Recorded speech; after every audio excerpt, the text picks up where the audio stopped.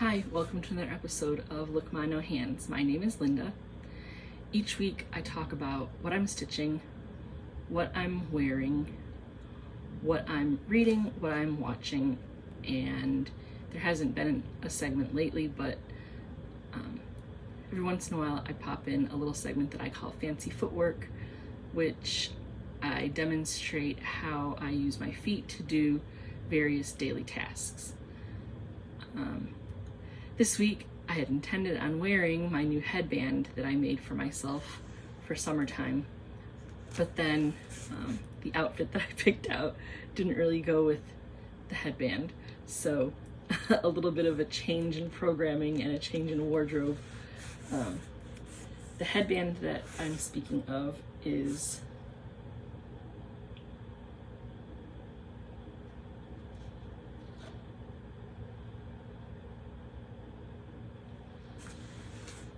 the little bandana headband.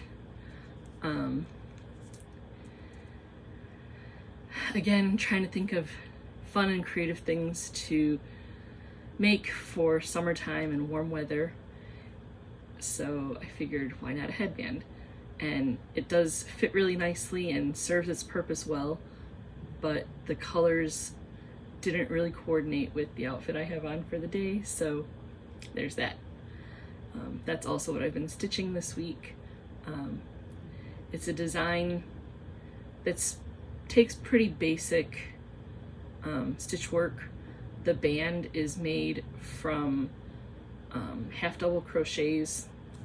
I did a chain of 16 half double crochets to start off with, and then just used back loop only and stitched a band of about maybe 16 and a half, 17 inches, and then seamed the two ends together, put that aside, and made a half granny square so that it was triangular shaped, and then seamed those two pieces together, and that's the headband. So fairly simple, nothing too complicated, and it makes a nice cute little bandana headband to keep the hair out of my face and kind of keep everything neat and tidy. So yeah. And then the other thing that I did this week, going through the Modern Guide to Granny Squares book, I decided, like I said, that I'm going to make a good number of squares from the book and put them together to make a big quilt style blanket of the different squares that I make from it. So the one that I finished earlier this week is the rainbow one. I'm going kind of slowly at it because each pattern is different from the others. It takes a good deal of concentration. I have to really pay attention to the stitch count and all that kind of stuff. So they're not necessarily complicated, but they're very detailed. So it's not really like mindless TV watching kind of stitching. I've been going line by line, row by row of each pattern and really trying to pay attention to make sure I have all the correct stitches so that they turn out looking the way they're supposed to look. With the rainbow one, there were a couple of times where I came to the end and my stitch count was kind of sort of off in terms of the pattern, like the repeat of the stitches along the left and right sides. But I just kind of went back then and counted my stitches to make sure I had the right number of stitches so that when I did the next row, I would have enough stitches to complete the subsequent rows. It turned out okay. At least it looks like a rainbow, but at some point I miscounted stitches, and short of like starting all over again, I was not able to recover to be able to make my stitch count correct. So like I said, definitely takes a lot of concentration, a lot of focus, and being pretty specific with the stitches. So making my way slowly through the book, fully intend on making a nice decent size, maybe like a picnic blanket or just like a throw for the living room or something, I'm not sure. But yeah, that's what I've been stitching this week. And then to find like a bigger project to do, I'm kind of at like a stalemate. Like I don't know what to make right now. I was hoping to try and find a pattern, so if you're out there and you know of any good half circle shawl patterns, I want to make something kind of lacy, lightweight that I can use almost like a wrap, like a sarong for wearing like at the pool or on the beach. Not that I go to the beach that often, but something akin to that style, just because that's what I'm feeling like making right now, half circle. I don't want to make anything that's like a triangular shawl, because the point is going to end up being too long. I feel a semicircle is more the shape that I'm aiming for, so I've been on the hunt.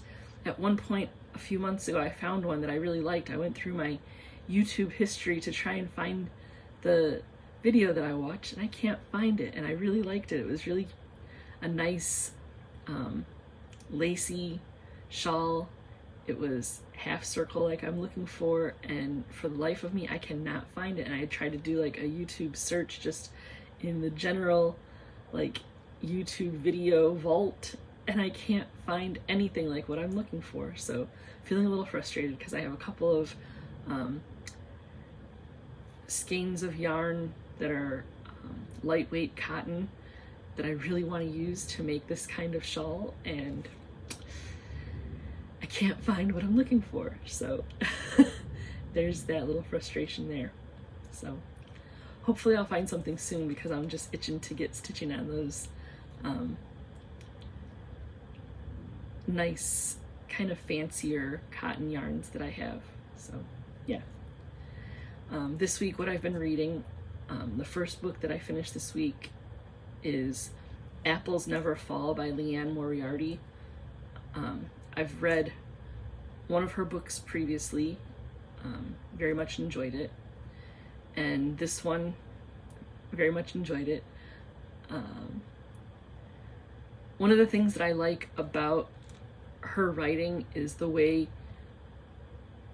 characters are interconnected, and you have to kind of try to figure out how characters that don't seem like they should know one another or don't seem like they should have any kind of relationship with one another are connected. It's just very interesting. In this particular book, there's a family that the parents were tennis pros when they were young and decided to start a tennis school as they developed their family and things like that. Just the life of being a professional athlete was not conducive to raising a family, so their solution to that was to start a tennis school. So they have 4 children, 2 boys and 2 girls, and the story begins that the matriarch of the family disappears. The family had been having some issues. All the children are grown adults, living their own lives, having their own adult issues and things like that, you know, relationship issues, divorces, making decisions about starting their own families and things like that. The parents have retired, sold their school, and they're kind of ships without a shore. They're trying to figure out, like, what is their life now that they're retired empty nesters. They're just feeling a little bit lost. The family has a little bit of a tiff and mom and dad are just kind of not doing great with one another. After having words with each other, the mom leaves the house kind of as like a way to stick it to dad. Like, I'm going to show him how it is, how it feels to just walk out of the discussion, no questions asked, like not going to finish what we started here. And she never returns home. After several days, the kids realize they haven't heard from mom, and the last time they heard from her, her text message seemed very out of the ordinary. Wasn't making sense. It was just not like their mother. They go to the house, and dad says, yeah, I haven't heard from your mom in a few days. And they're like, well, have you called the police? And he's like, why would I do that? So 2 of the kids are suspicious that he did something to mom. The other 2 are staunch supporters of dad, saying dad would never do anything. And as the story is unfolding, a character is introduced that seems kind of like a little injured bird. She claims that her boyfriend mistreated her, and the older couple takes her in, and the mom feels kind of like a bleeding heart towards her. She's, feeling bad for this young woman, down on her luck kind of thing. Through the story, some of the kids become suspicious of the young woman, as maybe she's the one that did harm to their mother. They do get the police involved. The police are doing the best they can to try and piece things together as to, what led up to this moment of mom being gone. Through the book, you kind of start looking at, oh, it was this person. No, it was probably the husband. No, it was this other person. You wonder if maybe somebody came in off the street and did something bad to the mom.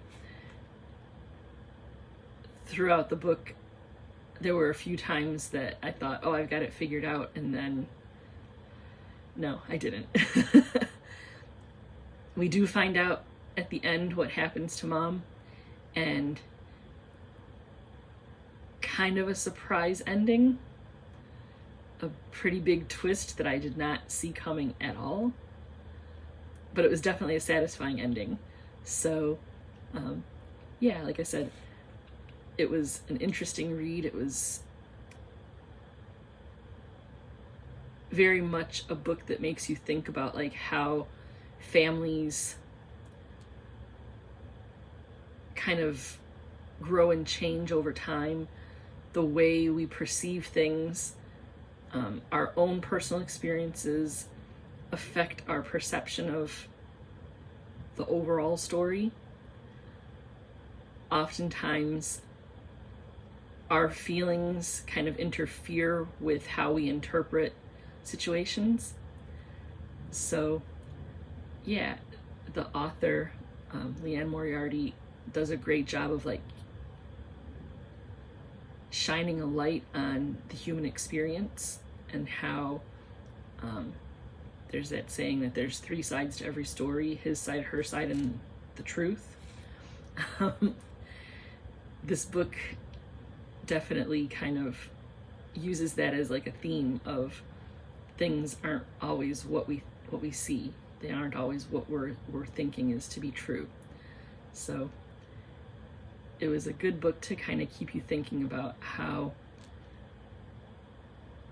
our perspective is definitely influenced by our experiences and our feelings. The other book that I'm reading is Remarkably Bright Creatures by Shelby Van Pelt. This is another book that I'm very much enjoying. In the story, the main character, Tova, is a recently widowed older woman. Her husband dies of pancreatic cancer. She's been mourning the disappearance and presumed death of her young son. 30 years prior to the start of the story, her son disappears at sea, and they presume that he perished at sea. They never found any of his remains or anything, so it's just assumed that he has passed. And then there's another character that's a pretty main character, a young adult in his early 30s who is kind of struggling with growing up. It seems strange to say he's in his early 30s and having a hard time growing up, but I mean, we all experience life differently. He kind of flounders from job to job, has difficulties keeping a job, which stands to reason because this character had kind of a rough childhood, rough upbringing. His mom was a single mom, claims to not know who the father of her baby is. She has problems with addiction. Ultimately, she ends up leaving him with her sister, who raises him, takes good care of him. But all of that kind of stuff really plays into who he is as a person. Like I said, struggling with just growing up, taking care of himself. His girlfriend gets fed up with him having a hard time keeping a job and things like that, so she sends him packing, throws his stuff out on the lawn. He's feeling pretty sorry for himself, but at some point decides that he's going to try and go find his father.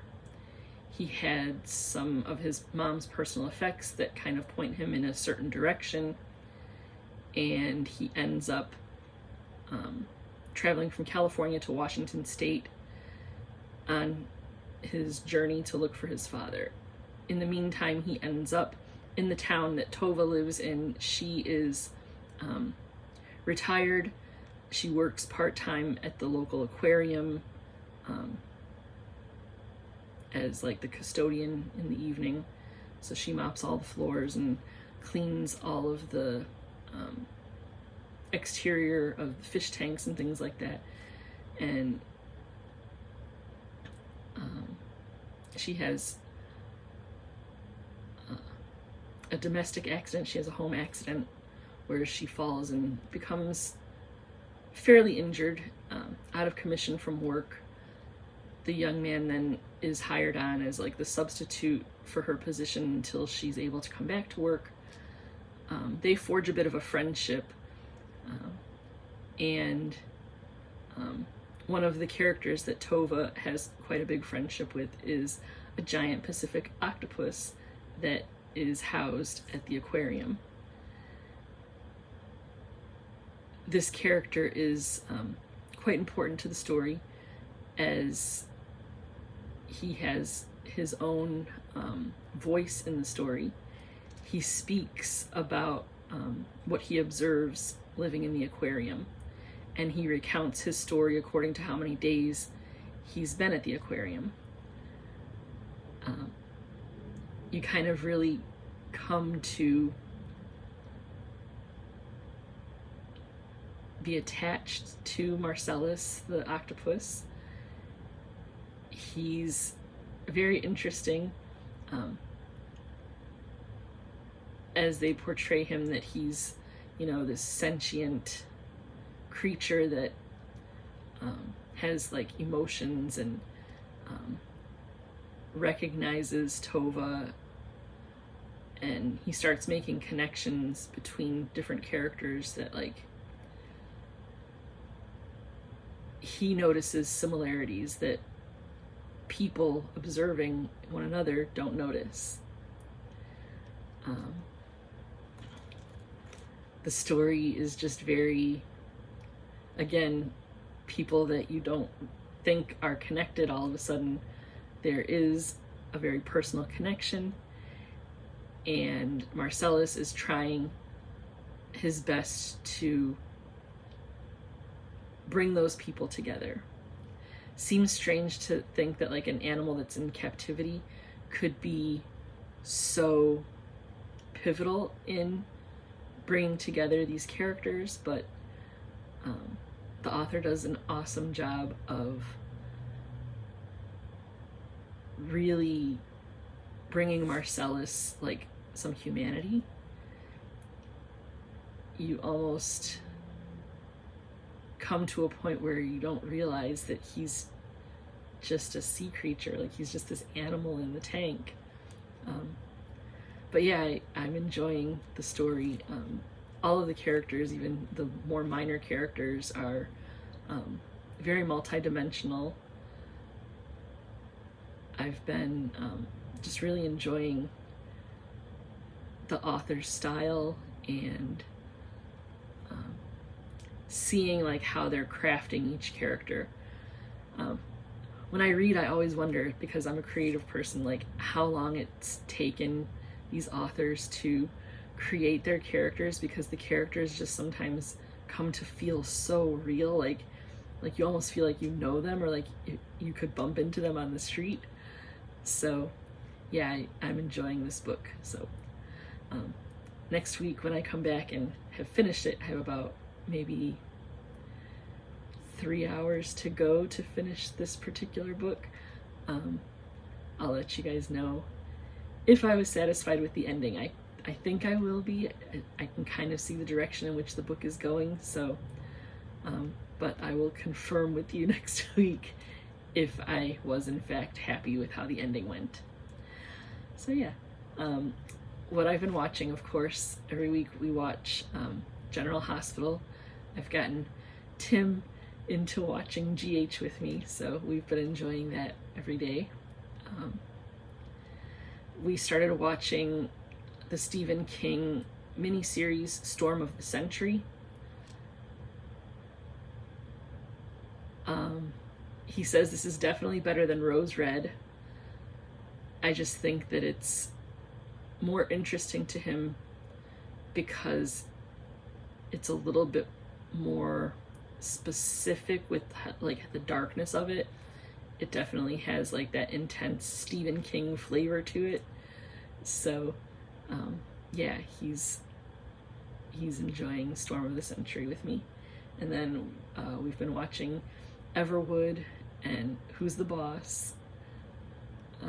Whenever we're watching Who's the Boss, Tim will see something or hear something in the episode, and he'll decide he has to pull up his phone to Google something, and he's learning all different kinds of things about Tony Danza and like his professional career and like the different jobs that Tony Danza has done through his lifetime. So that's always kind of fun to watch him discover some of these actors that I guess you could kind of say he looks up to, that he's realizing that like, yes, acting is a job, but some of those actors have had many jobs besides just being on the screen. So it's, I think, a good education for him to realize that like you don't have to be stuck in one job for your whole life kind of thing, even if that one job is a really cool job like acting. So yeah, it's been fun.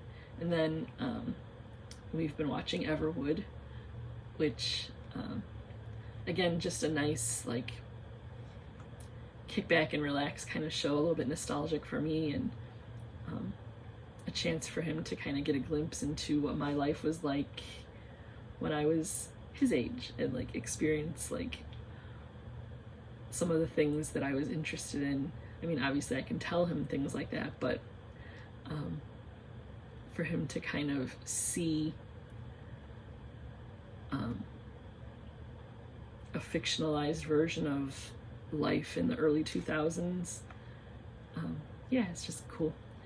And then I have been watching the new season of Ginny and Georgia on Netflix. I love that show for just how outlandish and wild it is. Georgia is a very larger than life character.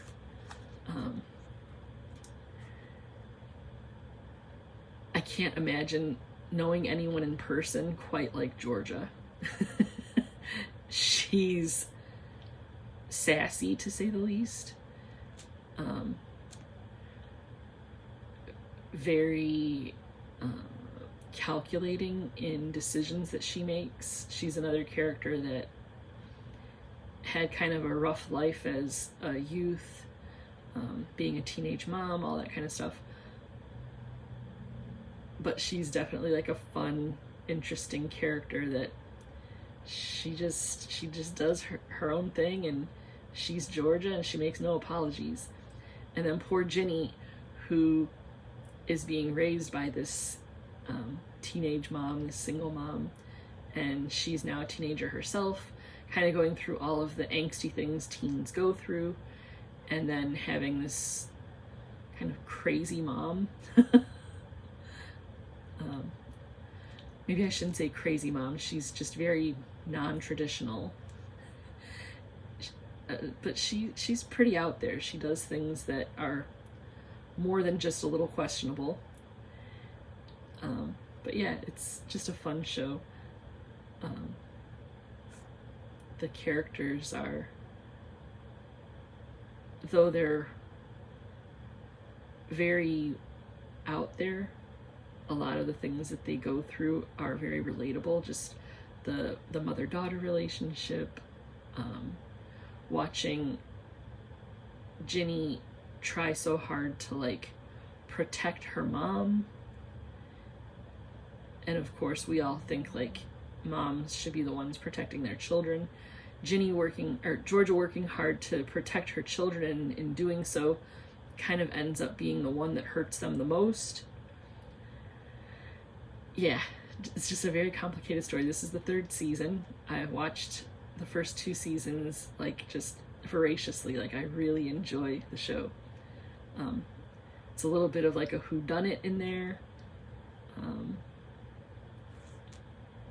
Yeah, it's a fun show. So if you have access to Netflix, and you're looking for some just kind of kick back and relax kind of drama type show to watch, Ginny and Georgia is definitely a good watch.